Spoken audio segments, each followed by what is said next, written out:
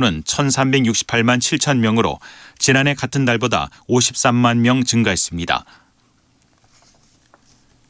오늘은 전국에 구름이 많이 끼겠고 강원 영동과 경상 동해안, 제주도에는 5에서 20mm의 비가 내리겠습니다. 내일은 전국에 가끔 구름이 많이 끼겠고 남부 내륙에는 오후 한때 소나기가 오겠습니다. 내일 아침 기온은 서울이 20도 등 전국이 17도에서 21도의 분포로 오늘과 비슷하겠습니다. 서울지방의 현재 기온은 30도입니다. 지금까지 김태규였습니다. KBS 1라디오 5시 뉴스를 마칩니다. 지금 시각은 5시 5분입니다. KBS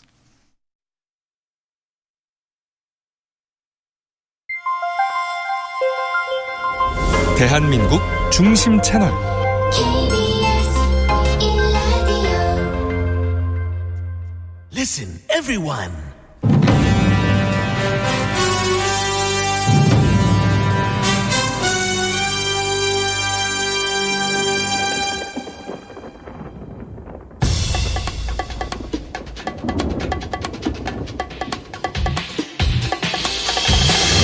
김용민 라이브.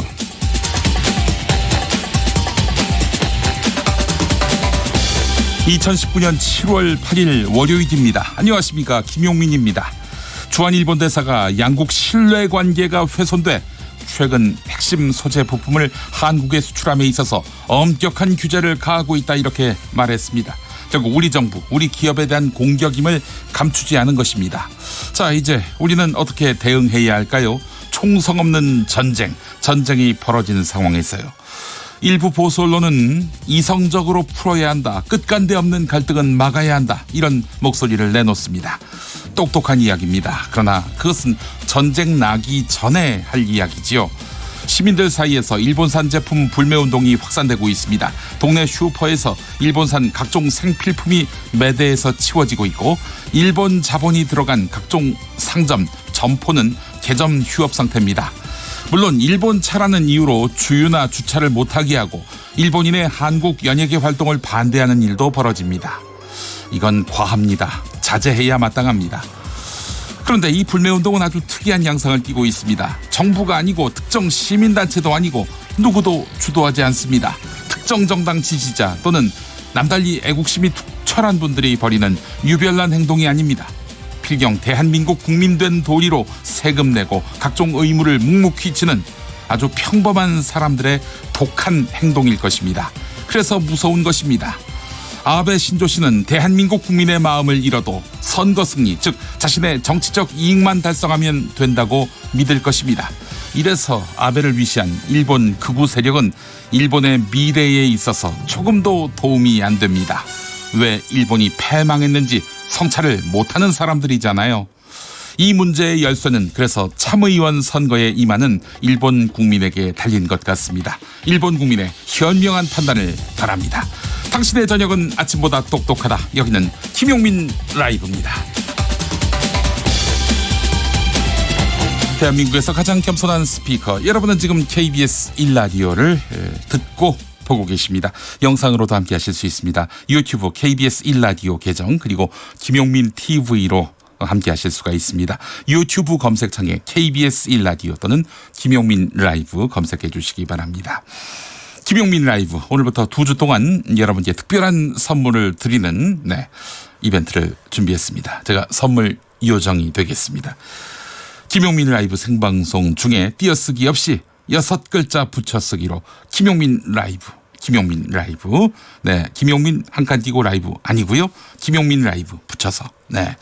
자, 이거 보내고 피자 교환권 받는 이벤트입니다. 띄어쓰기 없이 김용민 라이브라고 써서 문자와 콩으로 보내주시면 됩니다. 샵 9730,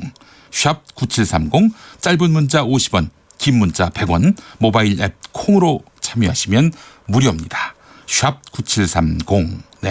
짧은 문자 50원, 긴 문자 100원, 모바일 앱 콩으로 참여하시면 무료입니다. 자, 오늘 추천 번호는요. 김용민 라이브 시작 시간 5시 5분을 상징하는 505.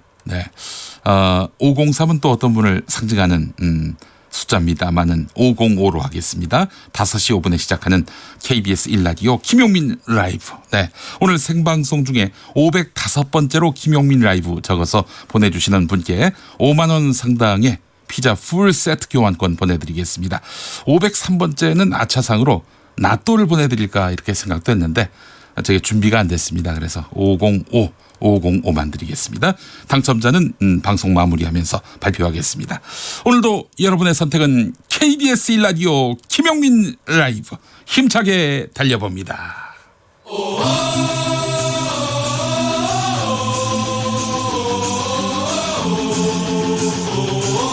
김용민 라이브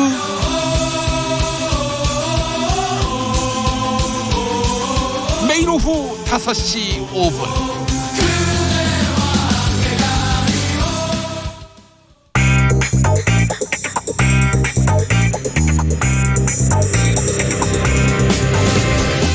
오늘 타임라인을 수놓은 말말말 김용민 라이브가 수집해서 들려드립니다. 소리로 듣는 그리고 세상을 읽는 뉴스 세상의 모든 뜨거운 목소리 그 말말말에 김용민 생각까지 더해서 리뷰합니다. 지금부터 볼륨 업 귀 쫑긋 핫소리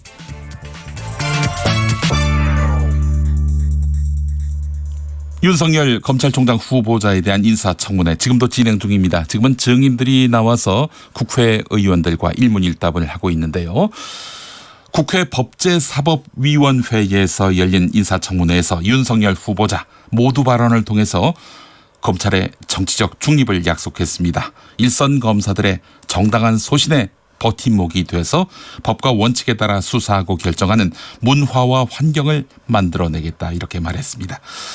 이런 약속을 안 한 검찰총장 후보자는 없었지요. 네, 중요한 것은 실천입니다. 관련 발언 일부 들어보시죠. 그리고 저는 많은 국민이 지켜보시는 이 자리에서 검찰의 정치적 중립을 확실히 지키겠다고 약속드립니다. 특히 정치적 사건과 선거 사건에 있어 어느 한편에 치우치지 않고 법과 원칙에 충실한 자세로 엄정하게 처리하겠습니다. 국민의 눈높이와 동떨어진 정치 논리에 따르거나 타협하는 일은 결코 없을 것입니다. 저는 부족함이 많은 사람입니다. 그러나 강자 앞에 엎드리지 않았고 불의와 적당히 타협하지 않았습니다.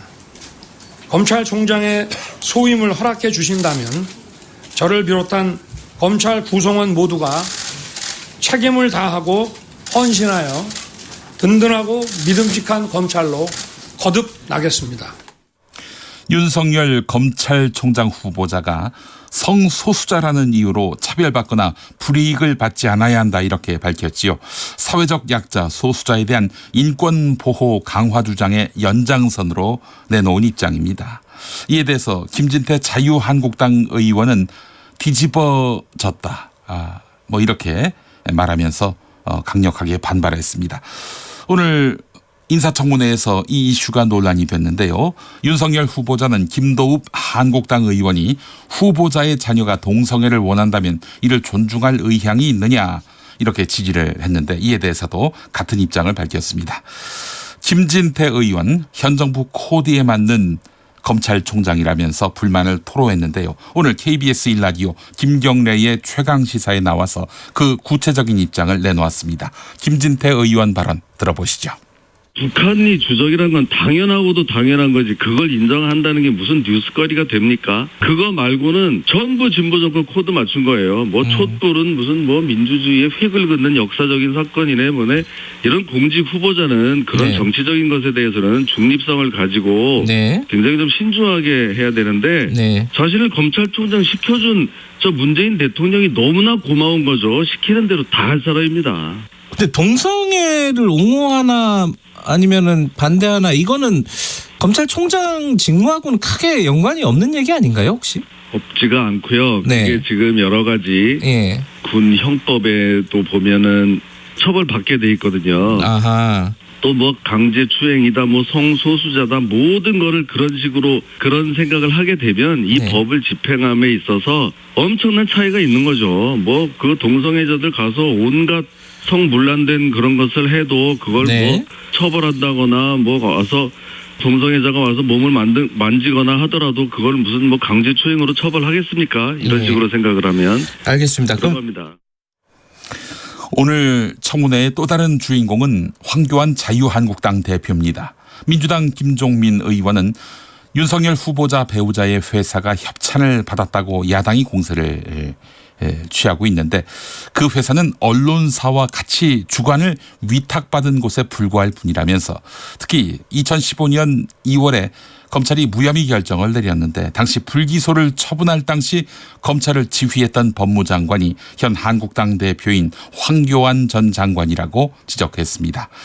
김종민 의원은 왜 무혐의인지가 정 궁금하다면 당시 장관이었던 황교안 대표를 증인으로 불러서 여쭈어보면 될 것 아니냐 이러면서 역공을 펼쳤습니다. 같은 당 백혜련 의원은 윤우진 전 용산 세무서장 사건과 관련해서 당시 서울중앙지검장은 한국당 의원인 최교일 의원이었고 법무부 장관은 황교안 대표였다며 사건에 대해 의문이 있다면 당시 주요 직책에 있었던 한국당 의원들을 증인으로 세워야 한다 이렇게 주장했습니다. 강훈식 더불어민주당 의원도 같은 말을 했습니다. CBS 라디오 김현정의 뉴스쇼 1부입니다. 용산 세무서장에 대한 수사는 검찰 보고 사무규칙에 따르면 검사장이 직접 보고받게 돼 있습니다. 즉 이제 이게 중간에 부장검사 누가 끼는 게 아니라 예. 해당 사건을 조사를 하지 않겠습니까? 예. 그럼 조사를 하면은 바로 검사장한테 직접 보고하게 돼 있습니다. 예. 근데 그 당시에 검사장이 누구냐? 누구예요? 최교일 의원입니다. 자, 이제 그렇다면 이 문제가 지금 이제 막연하게 윤석열 후보자와 관계가 있다. 이건 이제 증명해서 보이시면 될 거고요. 예. 오늘 청문회 과정에서 골프라든지 수사 지금 뭐 체계의 변호사. 핵심으로만 보면 예. 이 22개월 동안 상당 부분에 2012년 7월 이전부터 2013년 4월 22일까지 예. 최규일 검사장이 검사장을 하고 있습니다. 그러면 이 그 문제에 당시 대해서. 윤석열 후보자는 어떤 이게 지위였어요? 전혀 이거랑 상관없는 다른 부서에 있는 사람이었던 다른 거죠. 부서에 그냥 부서가 아예 검사였던 다른. 거고. 김용민 라이브. 베트남 결혼 이주 여성이 남편으로부터 무차별 폭행을 당하는 사건이 일어나 공분을 일으키고 있습니다. 최근 SNS를 통해서 퍼진 2분 33초짜리 영상에는 남성이 여성의 뺨을 때리고 걷어찬 뒤 구석에 쪼그린 상대에게 또다시 마구잡이 폭력을 가하는 장면이 담겼습니다. 어린아이가 엄마를 외치며 울음을 터뜨리다가 폭행 장면에 놀라 도망치기도 했습니다. 국가인권위원회가 지난해 발표한 자료를 보면요. 한국 남성과 결혼한 외국인 여성 중 38%가 신체적인 폭력을 경험했고 20%는 흉기로 위협을 당했습니다. 여성가족부가 2015년 실시한 다문화 가족 실태조사에서는 이혼하거나 별거 중인 결혼 이주 여성의 30.7%가 도움을 청하거나 의논할 사회적 관계를 갖지 못한 채 고립돼 있는 것으로 나타났습니다. 이런 가운데 한국 남편이 이주 여성과 결혼을 했을 때 신원 보증제를 악용해서 이주 여성으로 하여금 폭행에 저항할 수 없도록 만든다는 지적이 있습니다. KBS 1라디오 김경래의 최강시사에 출연한 강혜숙 한국이주여성센터 한국이주여성인권센터 대표의 발언 들어보시죠. 혹시 한국 남편이 이주 여성과 결혼을 했을 때 뭐 신원보증제 이런 제도가 있어가지고 이주 여성이 좀 제도적으로 할 말을 제대로 못하는 경우도 있다 이런 얘기를 들었는데 이건 어떤 얘기인가요? 예, 맞습니다. 한국에 이제 90일 이상 체류하는 외국인들은 다 외국인 등록증을 발급받게 되어 있는데요. 예. 결혼 이주 여성들도 마찬가지입니다. 그런데 네. 이렇게 외국인 등록증을 발급할 때부터 결혼 이주 여성 한국인 배우자의 신원 보증이 유효해야만이 체류할 수 있습니다. 예, 그 이후에도 체류 연장이나 한국 국적을 취득하려고 신청할 때도 네. 이 남편의 신원보증이 유효한가를 보고 그 외의 서류도 남편의 절대적인 도움이 필요한 거기 때문에 이주 여성이 설사 가정폭력 피해에 노출되어 있다 그래도 네. 체류 연장을 위해서는 쉽게 상담소를 찾거나 경찰에 신고하기가 어려운 조건이 있는 것이죠. 이 제도적으로 그럼 좀 뭔가 개선이 필요한 부분 아닙니까 이 부분은? 예, 이러한 부분은 이제 유엔의 사회권위원회나 여성차별철폐위원회에서도 계속 권고하고 있는 사항인데 네. 한국 국민과 결혼한 그 이주 여성들이 그들의 남편에게 의존하지 않고도 거주 자격을 얻거나 귀화할 수 있는 권한을 부여해야 된다라고 생각합니다. 김용민 라이브. 지난 5일 국회 본회의에서 신임 산업통상자원 중소벤처기업위원장으로 선출된 이종구 자유한국당 의원은 특별법 제정이라는 신호를 보내서 한일 정상회담을 한 뒤 일본의 무역 제재 사태를 90일 내로 빠르게 해결해야 한다 이렇게 밝혔습니다. MBC 라디오 김종배의 시선집중에 출연한 이종구 의원은 이 문제는 결국 대통령이 직접 나서서 한일 정상회담을 해 대화로 풀어야 한다 이렇게 말했습니다. 들어보시죠. 지금 우리가 대법원에서 개인들에 대한 그 청구권을 갖다가 인정할 수밖에 없다. 그렇죠. 예. 우리는 이렇게 주장을 하고 있고 일본은 지난번에 그 한일 회담 때 이것은 네. 다 끝난 것이다. 네. 청구권 협상을 다 했지 않습니까? 예. 근데 다 이거는 한국 정부가 알아서 하기로 한 거다. 예. 이런 취지니까 예. 그래서 접점을 좀 찾아야 될 것 같습니다. 그러면 그거에 대한 어떤 한일 간의 인식의 격차를 좁히기 위한 실천적 방안으로 특별법이 제정이 된다 이런 말씀이신가요? 네네. 특별법을 제정을 하는 방법도 있어요. 그러면 예를 들어서 개인의 청구권은 인정이 돼야 되지만 개인의 청구권에 대해서 네네. 지금 얘기하고 있는 거는 일본의 징용공들을 갖다가 고용했던 그 기업들에게 책임을 묻겠다는 건데. 잠깐만요, 위원장님. 그 부분은 죄송한데요. 일단 징용공이라고 하는 표현은 주로 이제 일본 쪽에서 쓰고 있는 표현이니까 이제 우리는 이제 강제징용 피해자 이렇게 표현을 하면 어떨까요, 위원장님? 좋습니다. 네네네. 예, 네. 말씀 네. 계속해 주시죠. 그러니까 우리 징용의 그 피해를 본 그분들이 직접적으로 청구하는 거와 네네. 그거를 한국 정부가 이걸 맡아서 네네. 우리가 처리하는 그런 방안을 연구를 해보겠다 네네. 하는 식으로 신호를 보내고 그 후에 특별법 같은 것을 만들어서 네네. 이것을 처리하면 어떻겠나. 김용민 라이브. 문재인 대통령이 지난달 일본에서 열린 G20 정상회의에서 주요 회의에 불참했다. 이런 내용의 영상이 온라인에 퍼지고 있는데요. 이와 관련해서 고민정 청와대 대변인은 이 영상에는 거짓 정보들이 너무 많아 열거하기 힘들 정도라고 비판했습니다. 고민정 대변인은 MBC 라디오 김종배의 시선집중에 나와서 황당하다는 말밖에 할 말이 없다면서 일례로 영상을 올린 사람이 48시간 풀 영상을 찾아봤다고 했는데 제 최고기 전체 영상을 다 공개하지 않는다. 풀 영상이라는 것 자체가 없다. 이렇게 지적했습니다. 고민정 대변인은 또 자유한국당 민경욱 대변인이 페이스북에 이 사안과 관련한 글을 올린 것에 대해서도 비판했습니다. 들어보시죠. 왜냐하면 대통령 연설을 저희가 영상으로는 배포하지 못했지만 활자로 되어 있는 연설문은 모든 기자들에게 제공이 됐었습니다. 네네. 그랬기 때문에 기자들은 다 알고 있는 상황입니다. 네. 근데 이제 이분은 그러한 정보가 없다 보니까 가지고 있는 영상만 가지고 편집하다 보니 이런 결과물이 나오는 건데요. 네네. 글쎄요, 어떤 의도를 가지고 이런 식의 영상을 마치 48시간 풀 영상을 가지고 있는데 그중에서 편집을 했다라는 이런 말을 할 수가 있는지 저로서는 너무 정말 황당하다는 말밖에는 할 말이 없을 정도였습니다. 민경욱 대변인 같은 경우는 그야말로 이제 팩트를 생명으로 생각하는 기자 출신이지 않습니까? 네네. 그래서 과연 한 번이라도 이 사실관계를 확인해 보려고 시도를 해봤는지를 묻고 싶습니다. 한일 월드컵 때 많이 울려 퍼지던 공식 응원가였죠. 조수미의 챔피언스.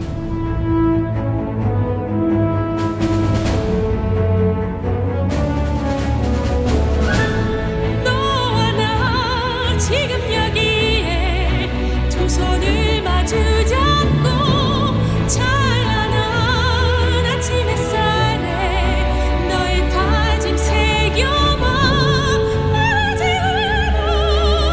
우리 함께라면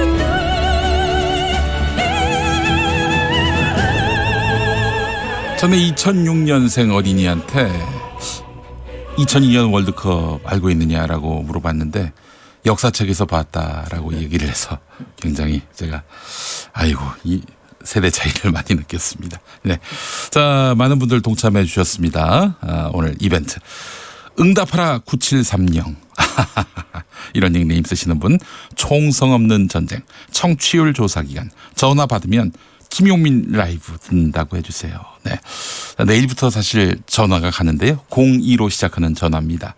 받아주시고요. KBS 1라디오 김용민 라이브 월요일부터 토요일까지 5시 5분에 시작하는 오후 5시 5분에 시작하는 김용민 라이브 기억해 주시기 바랍니다. 3개 기억하시면 돼요. 오후 5시 5분 KBS 1라디오 그리고 김용민 라이브입니다. 김수민 라이브라고 하는 분이 있다면은 피자를 뺏겠습니다. 예. 자, 그래요. 김용민 라이브로 부탁드리겠습니다. 최경성님, 제 친구하고 이름이 똑같은데요. 예, 김용민 라이벌 이러면 안 됩니다. 큰일 납니다. 김용민 라이브입니다. 5489번 쓰시는 분 김용림 라이브. 김용림 씨 탤런트. 안 됩니다. 네. 김용민 라이브입니다. 자, 초자에서 타자로라는 닉네임 쓰시는 분 김용마 라이브 항상 응원합니다. 차단시켜주세요. 예. 듣다 보니까 뭐 화가 나네. 예. 자, 김용민 라이브입니다. 김용민 라이브. 자, 그리고 9447번 쓰시는 분 윤포청천의 개작도 기대합니다. 윤석열 검찰총장 후보자를 포청천으로 기대하시는군요. 알겠습니다. 어깨가 무겁겠습니다. 예. 자, 5시 26분 지나고 있습니다. KBS 교통정보센터 다녀오겠습니다. 김은아 씨. 네, 이 시각 교통정보입니다. 서울 시내 여의도 국민은행 앞에서는 집회를 하고 있습니다. 오후 6시 30분까지 계속되는데요. 집회에는 행진도 있을 예정이니 참고하시기 바랍니다. 경인고속도로 인천 방향 부천 부근 갓길에서는 사고 처리하면서 부천 나들목 일대 2km 구간에서 밀리고 있습니다.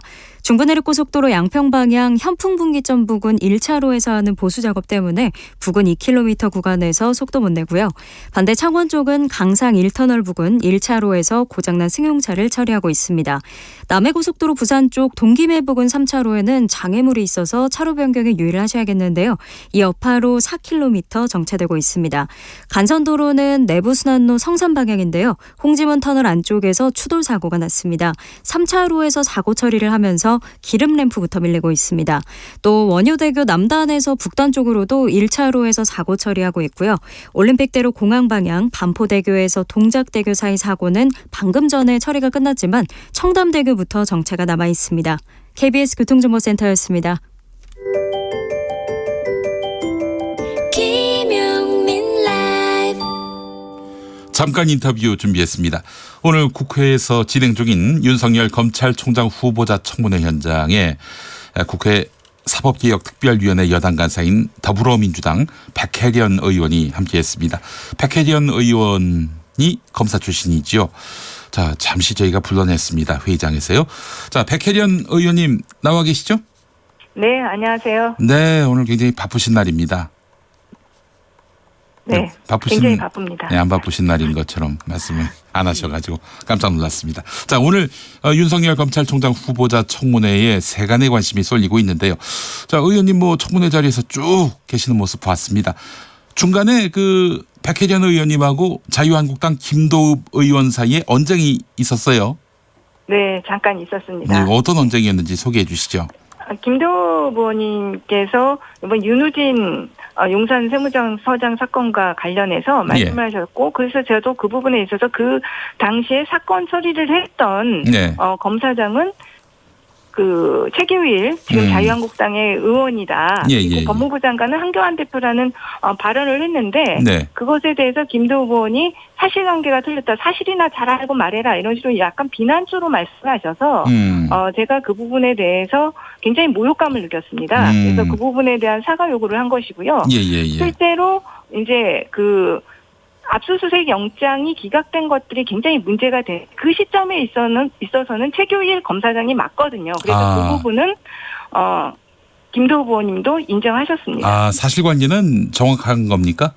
그러니까 백혜련 의원이 말씀하신 게 됐을 때와요. 그러니까 약간 기간이 굉장히 장기간이 이 사건이 수사가 이루어졌습니다. 그런데 윤우진 사건에 대해서 기본적으로 많은 문제 제기가 되는 부분이 압수수색 영장이 다수 기각됐다는 부분이거든요. 그런데 그 압수수색 영장이 청구되고 기각된 기간 대부분의 기간은 최교일 검사장이 검사장이었던 시점이 맞습니다. 그 마지막에 무혐의 됐을 때만 아니었던 거죠. 예, 알겠습니다. 야당의 주된 공격 포인트를 보니까 윤우진 전 용산세무서장과 양정철 민주연구원장에 관한 것이었는데요. 윤우진 씨와 골프를 했는가? 무혐의 처분받는데 힘써준 것 아닌가? 이런 질문이 이어졌고 양정철 원장과는 왜 만났는가? 6월에 자유한국당으로부터 고발당한 거 알고 있었나? 이런 포인트였어요. 이 부분에 대한 윤석열 후보자 답변 어떻게 평가하십니까?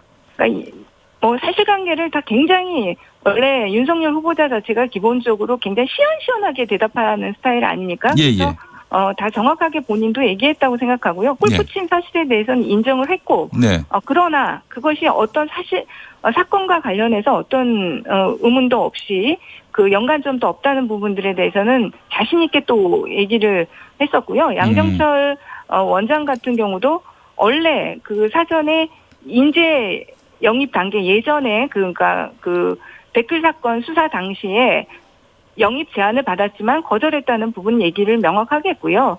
이번에 만났던 것은 다른 사람들과 함께 자연스럽게 술자리에서 만난 것이라는 것을 자신 있게 얘기했기 때문에 국민들 입장에서도 뭐 의혹 가질 일은 없다고 보입니다. 예. 야당 쪽에서는 서두부터 윤석열 후보자의 자료 제출이 미흡하다 이렇게 이야기를 했습니다. 실제로 자료 제출 어떻게 좀 미비했다고 보시는지요? 제가 그 통계 수치도 제시를 했는데요. 오늘 오전 8시 기준으로 봤을 때 여태까지 다른 검찰총장 후보자에 비해서 별로 미흡하지가 않았습니다. 86%가량이 됐고요. 그리고 자료 제출 양도 다른 후보자들이 뭐 1000건 미만이었다고 한다면 이 윤석열 후보자에 대해서는 1,400여 건 정도의 그런 자료 제출 요구가 있었거든요. 그렇기 때문에 전체적인 자료 제출 양으로 볼 때도 다른 후보자에 비해서 결코 적지 않은 양을 제출했다고 볼 수 있습니다. 네, 알겠습니다. 황교안 자유한국당 대표도 오늘 청문회 주인공 중에 한 명으로 보입니다. 여당 쪽에서 황교안 대표가 법무부 장관일 때 수사 못하게 외압을 가했다. 이런 의혹을 제기했는데 이 부분에 대한 윤석열 검찰총장 후보자의 발언은 어떻게 정리될 수 있을까요? 사실 그 부분에 대해서 저희가 그렇게 많은 부분을 할애한 부분이 없고요. 실제로는 윤석열 후보자의 청문회이기 때문에 윤석열 후보와 관계된 부분들에 대해서만 질의했습니다. 대체적으로. 그러나 윤우진 사건과 관련해서 자유한국당에서 과도하게 구체적으로 하는 부분이 있었기 때문에 그 당시 윤우진 그 용산 세무서장 사건 당시에 서울중앙지검장은 최교일 지금 자유한국당 의원이었고 그 당시에 법무부 장관은 황교안 지금 현 대표였기 때문에 그 부분에 대한 사건 처리에 대한 문제 제기를 좀 했던 부분이고요. 그다지 황교안 대표와 관련해서는 윤석열 후보자가 직접적으로 그렇게 발언한 부분들은 없었습니다. 그 당시 그 수사 외압과 관련해서도 국민들의 관심사 중에 하나인데 이 부분과 관련해서 뭐 더 추궁하실 계획은 없으십니까? 추가로 지금 질의가 한 번밖에 돌지 않았습니다. 후보자에 대해서 지금 한 번밖에 질의를 하지 못한 상태이기 때문에 지금 증인 신문을 하고 있는 단계인데 두 번째 이제 재질의가 들어가게 되면 그런 부분들에 대한 질의가 더 많이 나올 것으로 생각됩니다. 두 번째 질의부터는 이제 황교안 대표가 본격적으로 거론될 것이다. 이 말씀이군요. 자, 현재 패스트트랙에 올려져 있는 검경 수사권 조정안에 대한 윤석열 후보자의 입장 그동안 잘 듣지 못했는데요. 어떻게 파악이 되고 있습니까? 지금 그 윤석열 후보자의 질의가 이렇게 질의하는 의원님에 따라서 조금씩 다른 맥락이 있는 것 같습니다. 지금 언론에는 영장청구과 수사지휘권을 유지하는 입장으로 그런 언론 보도가 났는데요.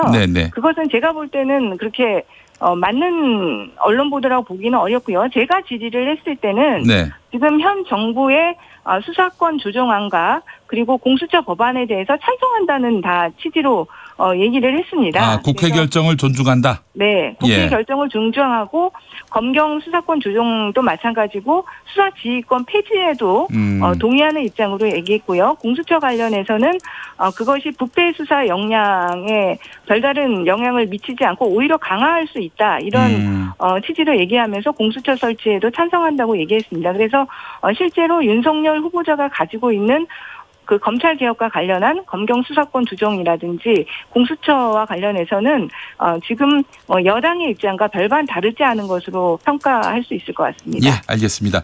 자, 바쁘신데 저희를 위해서 이렇게 또 회의장에 나오셔서 인터뷰 응해 주셨어요. 더불어민주당 백혜련 의원 말씀 잘 들었습니다. 예, 감사합니다.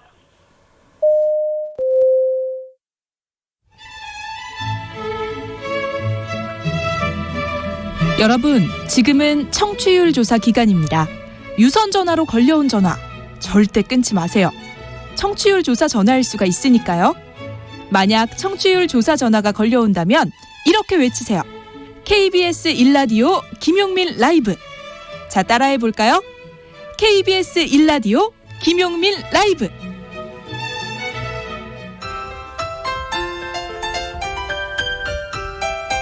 네, 여러분 안녕하십니까? 용용 엄지용입니다. 석석 불러보겠습니다. 석석. 네, 석석 오창석입니다. 저는 지금 김용민 라이브 청문회 현장에 나와 있습니다. 오늘 청문회의 주인공은 김용민 MC인데요. 먼저 선서부터 들어보겠습니다. 선서. KBS 1라디오 5시 5분에 시작하는 김용민 라이브는 앞으로도 자로젠 듯한 중립으로 정치적 중립을 확실히 지켜나가겠습니다. 네, 김용민 MC의 선서에 이어 민민 의원의 질의가 이어졌는데요. 그 부분 잠시 들어보겠습니다. 네, 질문하겠습니다. 김용민 MC, 지난 4월에 김어준 씨를 이곳 스튜디오에서 만난 적이 있죠? 만난 적은 있습니다만은. 그러니까 그 4월 정확히 며칠에 만났습니까? 아니, 그 수첩에 적어놓고 만나는 것도 아닌데 제가 정확히 이건 모르겠습니다. 4월은 맞는 것 같은데. 제가 보기엔 김어준 씨를 만난 게 매우 부적절하고 김용민 라이브의 자로젠 듯한 그 중립성 완전히 물 건너갔다고 생각합니다. 그래서 그 후로 또 만났습니까? 왜요? 김어준 씨가 KBS 사장 시켜준다고 그럽니까? 아니, 그거는 너무 근거 없는 얘기입니다. 에? 제가 알기론 노잼 교육 때 운운했다 하던데, 그래서 김어준 씨하고 밥을 먹은 게 사실입니까? 미세 뉴스 보세요. 오늘의 뉴스는 오늘 청문회 현장에서 쏟아진 말. 5992번 쓰시는 분, 웃지마. 사람이 실언을 할 수도 있는 거죠. 네. 5992번 쓰시는 분, 김용민 라이브. 당신의 저녁은 아침보다 똑똑하다. 이게 뭔 의미입니까? 이 김어준 씨를 의식한 거 아닙니까? 라고 말씀하셨는데, 김경래 씨를 의식한 겁니다. 김경래 씨를. 네? 김어준이 왜 나와요 거기서? 네. KBS 1라디오 아침 7시 25분에 방송되는 김경래. 뭐지? 김경래. 최강시사. 네. 최강시사. 예. 그렇게 또 디스를 하는 것입니까? 김경래 뉴스 공장이라고 할 뻔했어요. 예, 그렇습니다. 여러분, 청취율 조사 기간입니다. 정말 살얼음을 걷는 듯한 느낌, 그런 느낌의 하루하루입니다. 자, 시사평론가 김수민 씨, 오창석 씨, 어서 오세요. 네, 안녕하세요. 예, 자, 오창석 평론가가 준비한 첫 번째 소식부터 만나보겠습니다. 윤석열 검찰총장 후보자의 청문회 소식 준비하셨죠? 네, 오늘 가장 큰 이슈인 것 같습니다. 여러 가지 의혹에 대해서 질문을 하고 또 해명을 하는 시간이 이어지고 있는데요. 현재 윤석열 후보자에 대해서 문재인 대통령 최측근으로 알려진 양정철 민주연구원장과 만났다는 그 일부 언론에 대해서 사실과 다르다라면서 부인을 했습니다. 예. 그러니까 만났다는 것 자체를 부정한 것이 아니라 만난 시점에 대해서 부인을 한 것인데요. 윤 후보자는 주강덕 의원이 질문을 했습니다. 지난 4월에 만난 적이 있느냐라고 물어봤을 때 그렇지 않다라고 이야기를 했습니다. 그러면서 올해 1, 2월쯤으로 예상한다. 예. 그때 만났을 때 추웠기 때문에 4월은 절대 아니었다라고 했고, 예. 이어서 질의를 한 김도읍 의원 역시 4월에 만난 것이 아니냐 재차 질문을 했습니다. 네. 역시나 윤석열 후보자는 재차 4월은 아니었고 1, 2월께로 기억한다라고 얘기를 했습니다. 여기에 대해서 이제 김도읍 의원이 왜 4월이 중요하느냐, 검찰총장 후보 인선이 이제 막이 오를 때 그때쯤 만나서 정치적인 인사와 만났다는 것 자체가 굉장히 의도가 불순해 보인다라는 의혹을 제기했습니다. 근데 말이죠. 5월 14일쯤일 겁니다. 그때 양정철 씨가 민주연구원장이 됐고요. 네. 그리고 5월 27일에 검찰총장 추천위원회에서 7명의 후보자를 이제 정했는데 네. 그중에 이제 윤석열 후보자가 들어간 거지요. 그러니까 양정철 씨가 이제 말하자면 공직을 얻은 때가 5월 중순이고 또 후보자 명단에 오른 것도 5월 말 윤석열 후보자가 말이죠. 그러니까 4월에 만났다 또는 2월에 만났다. 그 당시는 이제 서울중앙지검장 대 자연인. 형식상으로는 그렇습니다. 그렇죠. 자, 그렇다면은 이 언론 보도가 좀 더 파괴력이 있으려면은 2월 또는 4월에 만났을 때 예컨대 양정철 씨가 뭐 대통령의 명을 받아가지고 저기 윤석열 후보자한테 한 자리 줄 테니까 뭐 정권에 충성하라, 뭐 서약하라, 뭐 그런 비슷한 발언이라도 그 취재를 해가지고 보도를 해야 되는데 4월에 만났다. 이게 기사의 전부예요. 한국일보 기사였는데. 네. 이런 기사가 과연 완결성이 있는가? 이거는 뭐 아니 만난 거 자체가 뭐 무궁무진한 그런 정쟁의 그 도구로 활용될 수는 있겠지만은 이 자체로 과연 이게 윤석열 후보자가 뭐 정치적 중립성을 뭐 중대하게 의심하게 만든다. 이렇게 볼 수 있는 건지. 여기에 대해서 이제 민주당의 그 위원이었던 김종민 의원이 윤석열 후보자는 그러면 재임 기간 중에 야당 의원들을 만난 적이 없냐라고 질문했고 윤석열 후보자는 있다라고 대답했습니다. 그래요.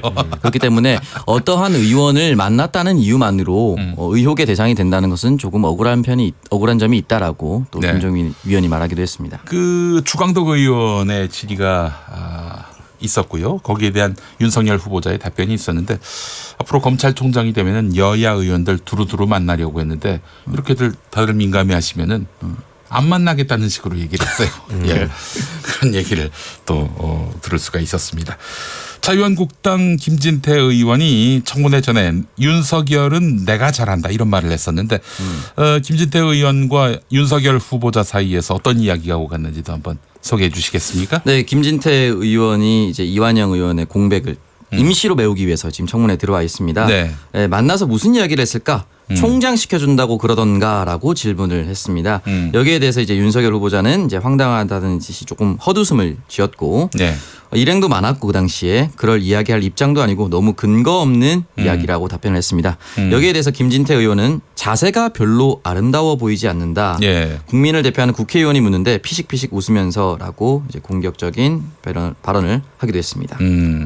김수민 평론가는 그 시의원 하실 때 이제 불려 나온 공직자가 피식피식 웃을 때가 있었습니까? 있었죠.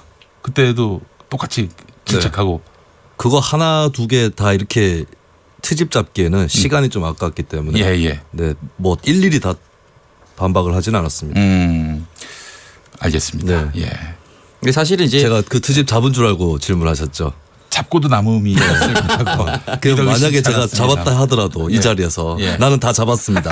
이러지 않았을 거잖아요. 우리 저 김수민 평론가는 거짓말을 안 하는 분 아닙니까? 아 그런가요? 예, 거짓말을 안 합니다. 예. 알겠습니다. 자, 그래요. 검경 수사권 조정에 대한 윤석열 후보자의 입장은 어땠습니까? 네, 윤석열 후보자가 질의를 받고 얘기한 것은 영장 청구권과 수사 지휘권은 유지하고 검찰의 직접 수사는 폐지할 수 있다 이런 입장이었는데요. 이것은 사실 국회나 정부가 추진하고 있는 수사권 조정안 내용하고는 조금 다릅니다. 그러니까 직접 수사권에 대해서는 국가 전체로 봤을 때는 점진적으로 축소를 하는 것이 맞다라고 그렇게 보는 입장이지만 검찰의 영장 청구권에 대해서는 절대 양보할 수 없는 권한이다. 검찰의 본질 기능은 소추 기능이다라는 그런 의견을 밝혔고요. 그러니까 이게 두 가지 중에 한 가지를 고르라고 금태섭 의원이 질의를 했습니다. 직접 수사를 놔두고 영장 청구권이나 수사 지휘권을 내려놓는 거. 첫 번째. 두 번째는 영장 청구권과 수사 지휘권을 유지하고 검찰 직접 수사는 폐지해 나가는 것. 이 두 가지 중에서 후자를 윤석열 후보자가 자신의 소신으로 고른 것이고요. 어쨌든 지금의 정치권에서 추진되고 있는 검경 수사권 조정안하고는 좀 차이가 있기 때문에 앞으로도 주목이 될 것 같고 다만 윤 후보자가 국회에서 성안하는 거에 대해서 저항할 생각은 없다. 그러나 검찰로서 전문가로서 의견을 밝혀야 된다면 이렇게 밝히는 것이다. 라고 그렇게 얘기를 했기 때문에 국회에서 뭐 안건을 논의하는 것 자체에 대해서 검찰이 저항을 한다거나 반발하는 그런 일은 없을 것으로 보입니다. 예. 앞서 백혜련 의원 인터뷰에서도 알 수 있었던 내용이고요. 뇌물수수 혐의로 경찰 수사를 받다가 불기소된 윤우진 전 용산세무서장 사건 수사. 이 수사를 윤석열 후보자가 무마했다 이런 의혹을 또 제기했죠. 야당 의원들이. 예, 김진태 의원이 동일하게 또 질의를 했었는데요. 여기에 대해서 이제 윤우진 전 용산세무서장의 친동생이 윤대진 검사인데요. 검찰 내에서 소윤 대윤으로 나누면서 윤석열 후보자와 친했다. 그래서 친했고 이게 무마가 됐고 기각이 됐다. 그리고 이 과정에서 윤석열 후보자가 직접 이남석 변호사를 선임하라고 추천했다라는 것까지 이어졌습니다. 또 김진태 의원에 이어서 김도우 의원 역시 한 기사를 인용을 해서 윤석열 후보자가 직접 이남석 변호사를 지명하라라고 얘기했다. 여기에 따옴표를 따온 거죠. 거기에 대해서 이렇게 얘기한 사실이 있습니까? 라고 질문을 했고 윤석열 후보자는 거기에 대해서 기사에 나왔다고 해서 제가 한 말이 모두 사실이 됩니까? 저는 그런 말을 한 적이 없습니다. 라고 이제 맞받아치기도 했습니다. 예, 알겠습니다. 그리고 지금 이제 청문회가 계속 이어지고 있는데요. 장우성 서울 성북경찰청장이 그거에 대해서는 사실이 아닌 것으로 알고 있다라고 지금 자막이 뜨기도 했습니다. 예, 알겠습니다. 아이고. 자막을 보고 또 추가로 방송할 내용을 준비를 했습니다. 저희는 항상 이런 출연자만 나옵니다. 김용민 라이브. 여러분들이 이 경쟁력을 인정해 주실 필요가 있어요. 야, 청취율 조사니까 이제 저를 갑자기 인정해 주시는. 우리 집 강아지도 지금 팔아야 될 판입니다. 강아지 없습니다, 여러분들. 네. 자, 그래요. 오창석 평론가 다음 소식 전해주시죠. 네, 황교안 자유한국당 대표가 지금 우리 국민은 대한민국에 살아남기 고통스럽다라고 얘기를 했습니다. 뭐 이런 발언은 저는 할 수 있다고 보는데요. 팩트를 가져와서 이야기를 했습니다. 해외 이주자 수가 문재인 정권 2년 만에 약 5배로 늘어났다. 그래요? 그래서 살기 어렵다라는 이야기를 남겼는데요. 실제로 2017년 1,443명에서 2018년 6,257명으로 급증하긴 했습니다. 그러면 이제 보기에는 집권 2년 차 만에 우리나라를 빠져나간 사람이 많아 보이긴 한데요. 근데 지금 제가 외교부의 공식 기록을 다 확인해 봤는데 2015년에는 7,131명이었습니다. 2016년에는 4,784명으로 줄었고요. 2017년에는 1,443명으로 줄었습니다. 2018년에는 6,200명. 그러니까 등락이 원래 있었습니다. 해외 이자 수는. 그렇기 때문에 이 한 단편의 2년간의 자료만 보고 대한민국이 마치 싫어서 나갔다라고 보기는 어렵고요. 또 하나는 이주의 사유는 총 4가지로 구분이 됩니다. 7,000명이 나갔던 때가 언제라고요? 2015년입니다. 2015년 박근혜 정권 때. 그렇죠. 예. 박근혜 정권 때 살기 싫어서 나갔다. 이렇게 말할 수는 없잖아요. 그렇죠. 그러니까 당해 연도를 콕 집어서 그 정권이 싫어서 그렇다고 해서 또 해외에 나가는 것이 그날 그 해 결정해서 그 해 바로 나갈 수 있는 것도 아닙니다. 또 오랜 시간이 걸리고요. 이주 사유는 총 취업과 사업, 연고, 기타 이주 4개로 분류가 되는데요. 현재 기타 이주자가 조금 증가한 것으로 보이긴 합니다. 그런데 여기에 대해서도 2017년 말에 법안이 개정이 됐습니다. 거주 여권제가 폐지가 되는데요. 이 거주 여권제가 뭐냐면 해외 이미 나간 사람이 서류상 국내 거주자로 된 적이 있었습니다. 근데 이 거주 여권제가 폐지되면서 해외에서 사는 사람이 해외 이주 신고를 한 겁니다. 그러니까 원래 해외에 나가 있던 사람이 2017년 법 개정을 통해서 그냥 신고만 했을 뿐입니다. 그렇기 때문에 늘었다라고 보기는 어렵습니다. 예, 알겠습니다. 황교안 대표가 무리한 일반화를 했다. 이렇게 또 비판할 대목이 나오는군요. 네, 그리고 팩트 체크를 해보면 이러한 기사는 올해 4월에도 나온 적이 있습니다. 그래요. 알겠습니다. 자, 오늘 청와대에서 문재인 대통령이 주재한 수석 보좌관 회의가 열렸는데 아무래도 이 일본의 수출 규제 이와 관련한 이슈가 주로 다뤄졌을 것 같습니다. 네, 그렇습니다. 문재인 대통령이 오늘 밝힌 바로는 한국 기업들의 피해가 실제로 발생할 경우 우리 정부로서도 필요한 대응을 하지 않을 수 없을 것이라고 밝히면서 저는 그렇게 되기를 바라진 않는다라고 말했습니다. 그러니까 일본에서의 추후 대응에 따라서 우리 쪽에서도 거기에 맞대응하는 그런 조치를 준비하고는 있으나 그렇게 되기를 바라지는 않는다라는 그런 바람까지 좀 덧붙여서 피력을 한 것이고요. 정말 마지막에 써야 될 카드죠. 그 상황 진전에 따라 민관이 함께하는 비상 대응 체제 구축도 검토해야 한다라고 하면서 지금의 상황에 대해서 굉장히 비상하게 바라보고 있다라는 정세인식을 내비쳤습니다. 그러면서도 무역은 공동 번영의 도구여야 한다는 국제사회 믿음과 일본이 늘 주창해온 자유무역 원칙으로 되돌아가기 하기를 바란다라고 하면서 일단 향후의 조치 이전에 네. 일본이 내린 조치에 대한 철회를 거듭 촉구하는 모습을 보였습니다. 네, 알겠습니다. 자, 이런 가운데 이인영 더불어민주당 원내대표 관련한 발언을 했어요? 네, 이인영 원내대표 역시 이런 비슷한 내용을 남겼는데요. 정부가 이제 보복 조치에 대한 대응 방안을 마련할 것이다라고 얘기를 하면서 자유한국당이 여기에 대해서 힘을 보태지 못할 망정 백태클을 너무 심하게 하고 있다라고 이제 강하게 표현을 했습니다. 이것이 분명히 보복성 제재로 우리 기업들의 피해가 막대하게 됐는데 어떻게 뒤에서 발을 걸을 수가 있느냐라고 이야기를 했습니다. 예. 또한 국가 안보에는 여야가 있을 수 없다. 한국당은 대일 외교에 초당적으로 힘을 모아달라라고 촉구를 했습니다. 예. 또한 누가 뭐래도 이번 주는 추경의 시간이다라고 하면서 예결위원장도 선출이 됐으니 예결위 소집을 통해서 예. 추경 심사에 힘을 보태달라는 메시지도 남겼습니다. 예. 여야가 국회 방일단을 파견하기로 했다. 일본 방문단을 파견하기로 했다. 이런 보도가 나왔네요. 네, 오늘 오전 국회에서 여야 3당 원내대표가 의장과 함께 합의한 내용인데요. 예. 한민수 국회 대변인에 따르면 문희상 의장이 일본의 수출 규제와 관련해서 해법을 모색하기 위해서 초당적인 국회 방일단을 파견했으면 좋겠다라는 제안을 했고 이에 대해서 여야 3당 원내대표들은 이견 없이 이달 국회 방일단을 보내기로 밝혔다라고 했습니다. 예.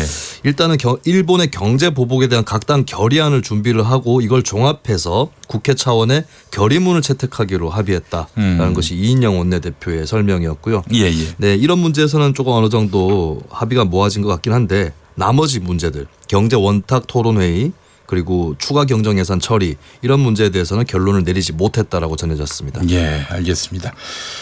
자, 이런 가운데 일본 제품 불매 운동이 확산되고 있는데 불매 운동 대상에 포함된 기업들이 우린 일본 기업 아니에요. 이렇게 해명하고 있는데 오창석 평론가. 네, 실제로 이제 일본 불매 운동이 영향력을 발휘하고 있는 것처럼 보입니다. 그런데 일부 기업들이 일본 기업으로 오해를 받아서 해명을 적극적으로 하고 있는데요. 대표적인 회사가 다이소입니다. 예전부터 이제 과거사 논란이 불거질 때마다 해명을 했었는데요. 국내에서 다이소 브랜드를 운영하는 건 한국 기업인 아성 HMP라고 합니다. 물론 이제 일본 대창 산업이 30% 가량의 지분을 보유하고 있지만 나머지 지분은 또 한국이거든요. 그렇기 때문에 일본 기업이 아니다라고 적극 해명했고 한국 코카콜라 역시 해명에 나섰는데요. 물론 코카콜라가 일본 음료다라고 생각하시는 분은 없을 겁니다. 다만 그 코카콜라 글로벌 본사에서 독자 개발한 그 토레타 그리고 조지아라는 음료가 일본 것이다라고 잘못 알려져서 네. 해명을 하기도 했습니다. 예, 알겠습니다. 국민들이 워낙 또 지금 이 일과 관련해서 분노하고 있기 때문에 네. 그래서 참 이 열기 앞에서 다 위축될 수밖에 없겠죠, 기업들이. 네. 뭐 하여튼 이런 국민의 들불 같은 분노 이 뿌리는 바로 아베의 쓸데없는 도발이었다 이렇게 봐야 되지 않겠나 하는 생각이 듭니다. 롯데 같은 경우도 뭐 친일본 이미지가 강해가지고 네. 어떤지 모르겠습니다. 지금 이것도 그 여파를 입고 있는지. 예. 향후의 추이를 또 지켜보도록 하겠습니다. 네. 우정노조 총파업 관련한 속보 들어와 있죠? 네, 속보가 들어왔는데요. 다행히 우편 대란을 피하게 됐습니다. 오, 그래요. 예, 우정노조가 총파업 철회를 최종적으로 확정을 지었는데요. 사실 당초에 우정노조는 주 5일제 근무 시행 그리고 인력을 2,000명 증원하기를 요구했습니다. 이렇게 정확하게 되지는 않았지만 중재안에 토여 업무를 대신할 위탁 택배원 750명을 포함한 900여 명의 인력 증원 그리고 내년부터 농어촌 지역부터 주 5일제를 시행 그리고 유체급 예금 수익을 국고로 귀속시키지 않고 우편 사업에 쓰도록 하는 방안 등을 담아서 결국 중재가 됐습니다. 예, 알겠습니다. 참 다행입니다. 실질적인 우리 우정노조의 조합원들 또 이렇게 우편 노동자들 이분들의 처우 개선으로 이어지기를 바라는 마음도 가져봅니다. 미세뉴스 보세로 함께하고 있습니다. 김수민 평론가, 오창석 평론가와 함께하고 있는데요. 자, 김수민 평론가, 이 민간 택지 분양가 상한제 도입 검토할 때가 됐다. 네. 김현미 국토교통부 장관이 이런 말을 했어요. 네, 그렇습니다. 공공택지에 이어서 민간택지의 경우에도 분양가 상한제 도입을 검토할 때가 되지 않았나라고 생각한다는 그런 네. 입장을 김현미 장관이 밝혔습니다. 분양가 상한제는 건축비에 일정한 택지비를 더해서 분양가를 책정한 다음에 그 이상으로 올라가지 않도록 하는 그런 제도죠. 네. 김 장관이 밝히기로는 지금 서울의 아파트 가격 상승률보다 분양가 상승률이 2배 이상 높다. 네. 실수요자 중심으로 가야 되는 분양 시장인데 무주택 서민들이 부담하기에는 지금 분양가가 상당히 높다라고 밝혔습니다. 그러면서 이제 분양가 상한제 도입의 필요성을 역설을 한 것이고요.